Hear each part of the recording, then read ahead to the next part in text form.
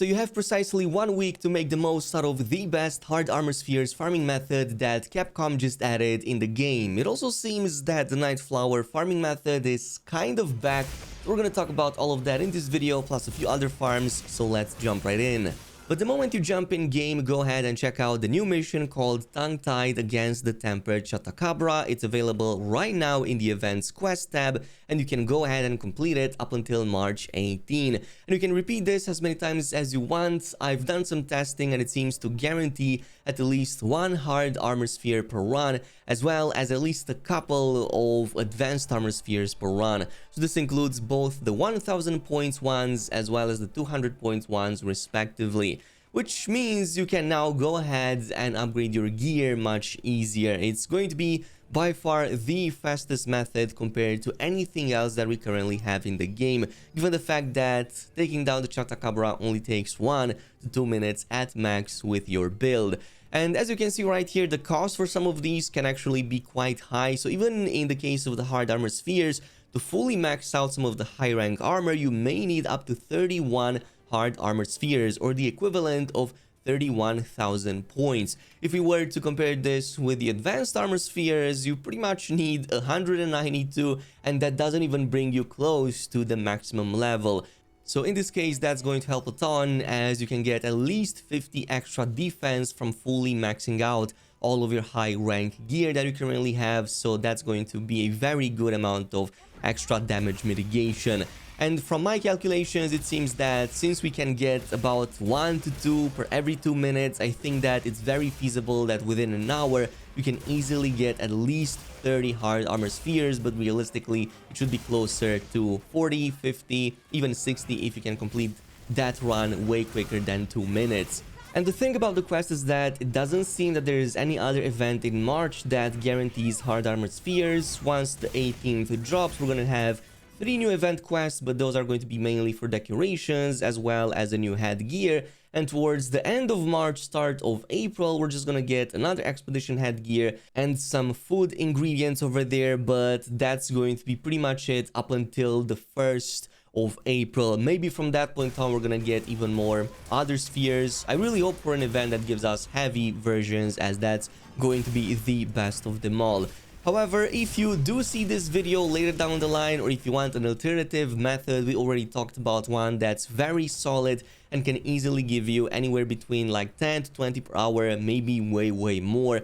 And that's going to include many of these rubies and other creature gems. And I mentioned these in the previous video, to always pay attention to some of these quests right here that guarantee list one of these creature gems as a reward. You will see them right here from the screen, and pretty much every single creature in the game has a chance to have a mission like this spawn for them. And as you can see, some of these can sell for a ton. If you go at the smelter in Zeus, they cost anywhere between 300 points all the way to 1000 points for the most expensive, which is the Archveld gem. And you can, by the way, still get these as a random chance. Even if you don't do it via these missions, by just doing these hunts, you still have a chance to either get them from carving or by finishing that mission, but the chance is usually up to 7% at the very maximum. So this way you can save them, complete them once, and then 3 more times from your expeditions or histories page, which is going to be quite enough to grab quite a few of these, make a few 100 points, and then rinse and repeat until you find others. You will need maybe a bit of resting, but this is going to be over the course of maybe multiple in-game days. Save them and then do them every time you have the chance to do so. But after doing some more testing into patch 1.05 and testing out other farming methods, now that the Nightflower version has been nerfed, so yes, it's been nerfed actually, not completely removed. I was mistaken on that, but it's now 5 times slower, so we're going to talk about that a bit later in the video. In the meantime, I want to talk about another substitute, which is going to involve some of these very awesome ancient Wyvern coins. And you can farm so many of them per hour because there's a very good method that almost guarantees them without having to do any bit of resting, so without having to spend any guild points whatsoever.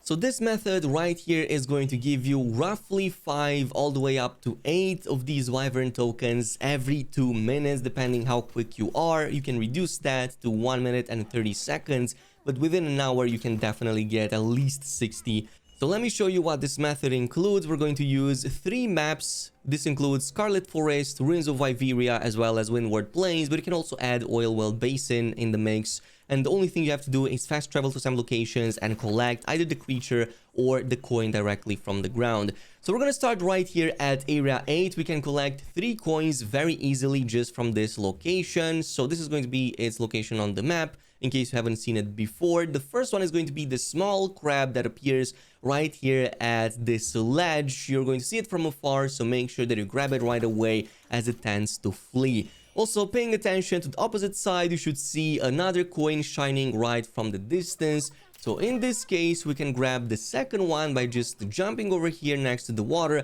and then just aim your slinger over there. You don't even have to go to the other side. You can simply have it from this point on.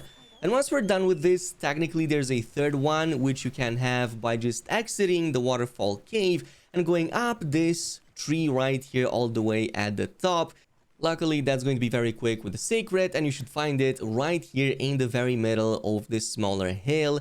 Grab it, and that's going to be the third one. But from this point on, we're going to go ahead and teleport to Area 6, and specifically this small cave right here called the Flowering Rocks, very close to the water in the middle of the Area 6. So once you teleport over here, assuming that you set up a base, look behind you and the first crab will be right here by this small pond. Make sure that you grab it because it tends to move even more and you may confuse it with some of the other cats lingering in the area. But once you got it, pay attention to your left side as there's going to be another Wyvern coin right here straight into this water. So that's going to be number 5 straight from this. But it's not done just yet. If you pay attention to the water, you should see at least 3 of these glass algae that you can go ahead and grab. We can use these actually to trade them in for even more Wyvern coins at Rove, but more on that in just a little bit. For now, just grab them. You have to jump into the water in case you can't grab them from afar, so just do that.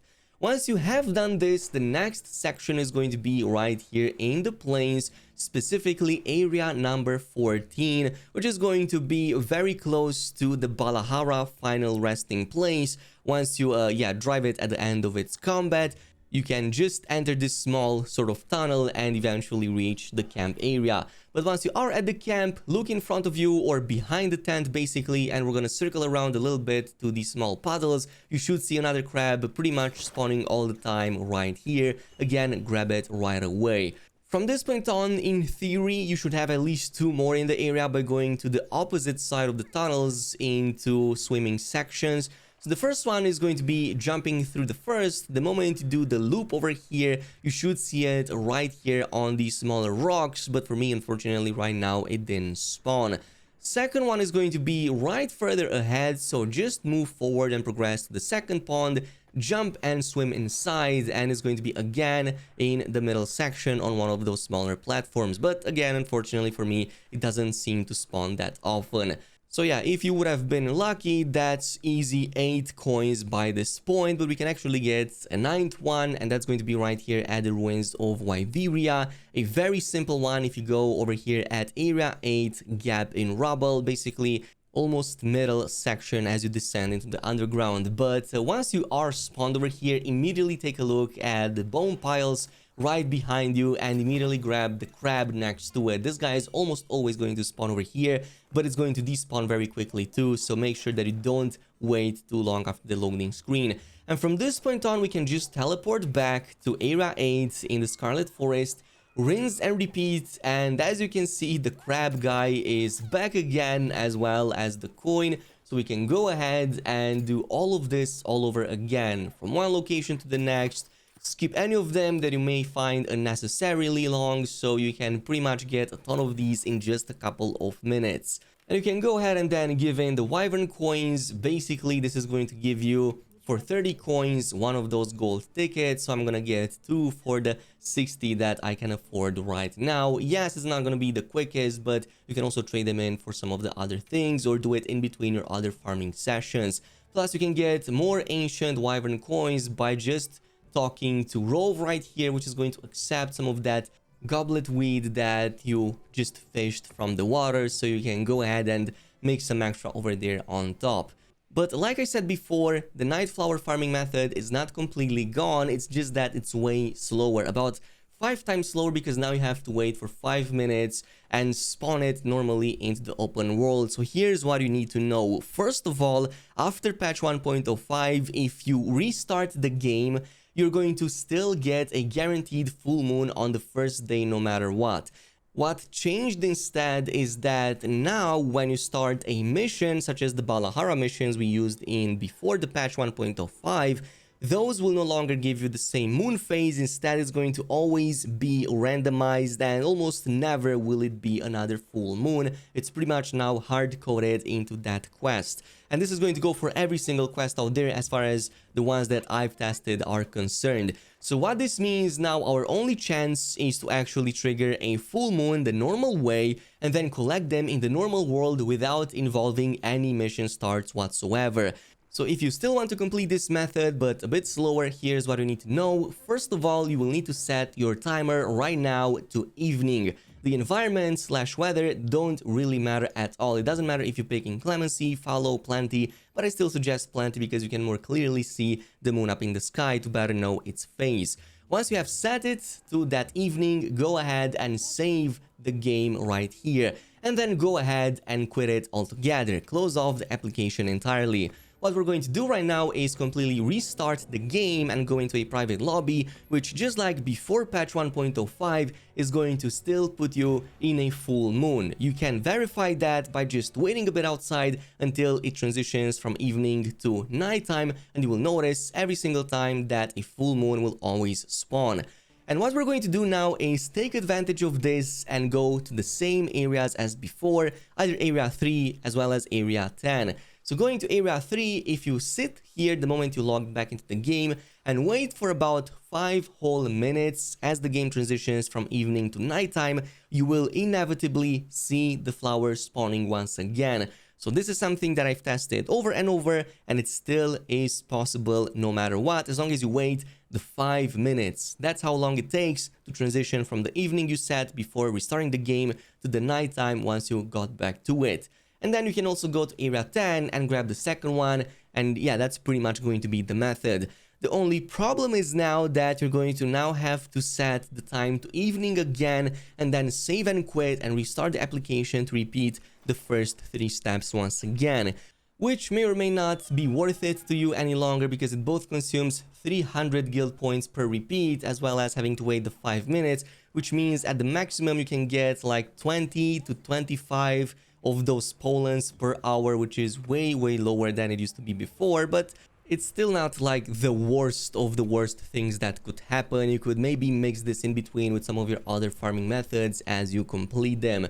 In the meantime, refer to my previous video with the best new farms after patch 1.05. I really recommended the duo hunts, especially great hunts with a ton of decorations or a lot of artisan weapon parts. Those are going to be your best substitute. That at least until we get some kind of events that also give those. But that is pretty much it with the video. Thanks so much for watching, and I'll see you in the next one.